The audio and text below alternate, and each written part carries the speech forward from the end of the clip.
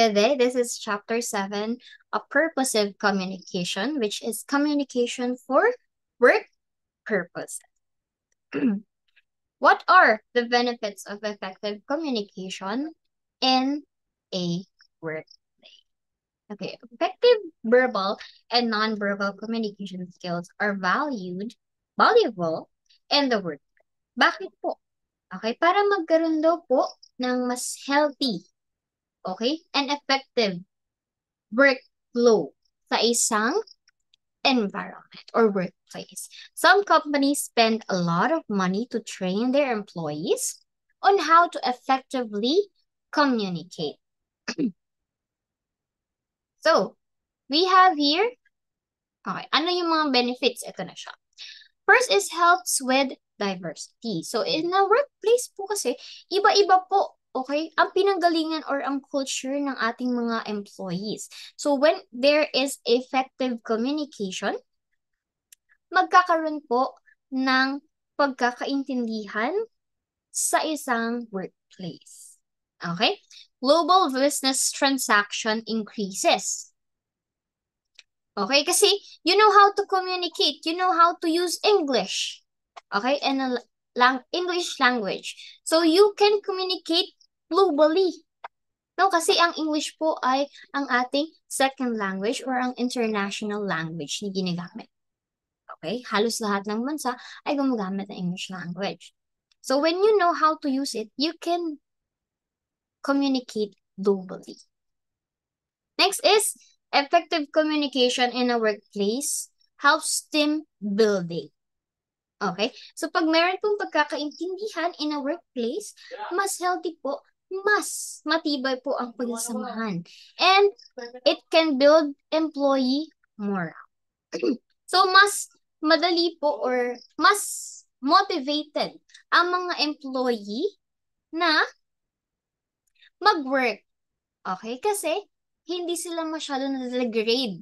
Okay? Naiintindihan sila ng kanilang employee ay ng employer nila.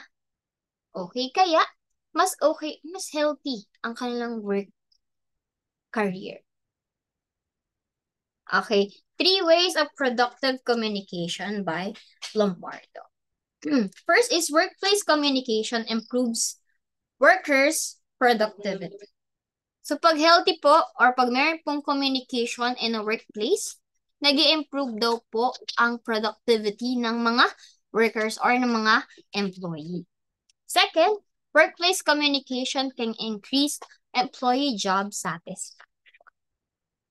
Okay? So hindi po sila aalis kasi satisfied and happy po sila dun sa kanilang workplace. Kasi healthy yung environment na kanilang kinabibilangan dahil maayos ang communication or ang way of communication. Third is workplace communication can also have a positive effect on absenteeism and turnover. So, syempre, if happy ang isang employee, hindi siya absent. Hindi siya tatamad din na pumasok kasi motivated nga siya na pumasok dahil masaya dun sa kanyang workplace. May sahod ka na, nag-e-enjoy ka pa. Okay, so bakit ka pa absent? Tama? Okay. So ways to communicate in the workplace. So these are the ways po, no? Open meeting, emails, one-on-one.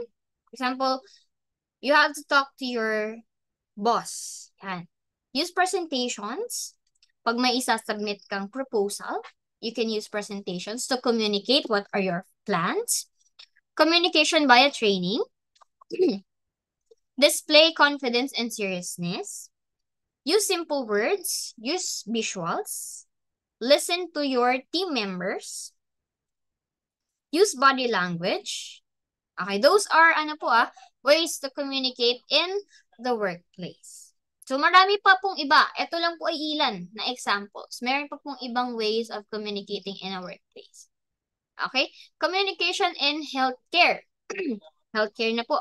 Communication in a healthcare setting is one of the most important tools we have for providing great care and improving patient satisfaction. Important things concerning patient satisfactory and safety with regards to communication. So first is there is patient satisfaction by promoting an opportunity for the patient to tell the story of his or her illness. Okay. For example, magpapagamot po ang isa sa inyo. Okay? 'Di ba? Pag tayo ay magpapa-check up, tinatanong po tayo ng doktor. Okay, ano ang mga nararamdaman mo? Ano ang mga simptomas na meron ka? So, isasabihin mo sa kanya, dapat may convey mo ng maayos. Kasi, pag hindi, maaaring magkaroon ng wrong prescription ng gamot. Okay, hindi patient.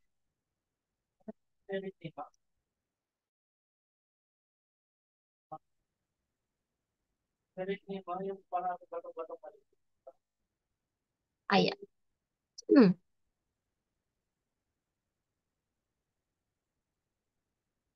Hello, hello.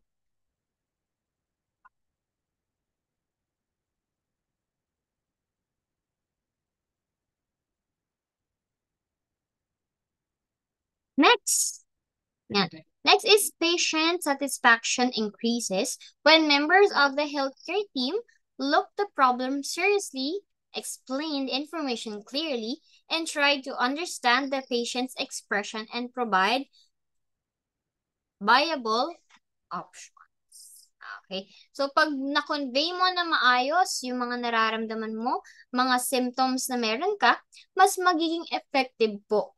Okay? Ang pag-diagnose ng doctor sa'yo and makakapag-prescribe po siya ng mas accurate na gamot sa'yo.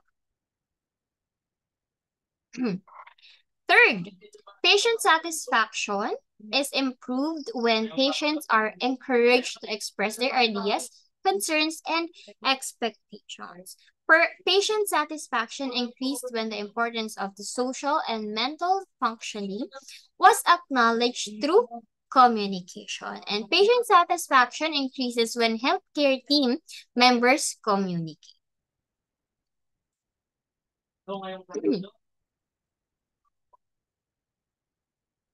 Okay, so that is for chapter 7. Okay, I hope meron po kayong naintindihan. Next meeting po, which is chapter 8, sana po ay nandito pa. Thank you very much. Goodbye. For more ICCT College's video updates, please subscribe and click the notification button.